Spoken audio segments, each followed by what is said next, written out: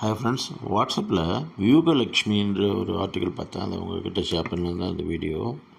திருமலையில் உள்ள ஸ்ரீ வெங்கடேஸ்வரர் மூலவரின் மார்பில் மகாலட்சுமியின் ஒரு விசேஷமான ரூபம் பிரதிஷ்டை செய்யப்பட்டிருக்கிறது. அதுவே வியூகலட்சுமி. வியூகலட்சுமி என்றால் என்ன? வியூகம் என்பது ஒரு சிறப்பு அமைப்பு. லக்ஷ்மி என்பது செல்வத்தின் தேவி. தந்திர சாஸ்திரப்படி இது ஒரு அதிசய சக்தியை குறிக்கிறது. ஸ்ரீ வைஷ்ணவ சமயத்தில் பகவத் ராமானுஜர் இந்த பிரதிமையை நிறுவினார் என்று புராணங்கள் கூறுகின்றன. இதனால்தான் சுவாமிக்கு ஸ்ரீனிவாசன் என்ற பெயர் வந்தது. பொதுவாக மகாலட்சுமி 4 கரங்களுடன் இருப்பார். ஆனால் இங்கு 3 கரங்களுடன் தரிசனம் தருகிறார். அதனால் திரிபுஜா என்று அழைக்கப்படுகிறார்.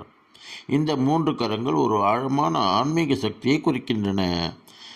ராமானுஜர் ஆணைப்படி ஒவ்வொரு வெள்ளிக்கிழமையும் அபிஷேகம் நடைபெறும். வியூகலட்சுமிக்கு மஞ்சள் அபிஷேகம் செய்யப்படுகிறது. இது செல்வம், வளம், பவித்திரம் என்பதை குறிக்கின்றன.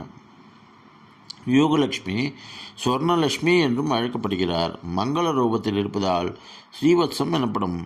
ஸ்ரீவத்சம் என்பது விஷ்ணுவின் மார்பில் இருக்கும் தெய்வீக குறி. அது லக்ஷ்மியின் இருப்பை குறிக்கிறது.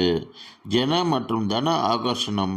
சுவாமியின் மார்பில் லக்ஷ்மி இருப்பதால் பக்தர்கள் அதிகம் வருகிறார்கள். செல்வ வளமும் பெறுகிறது.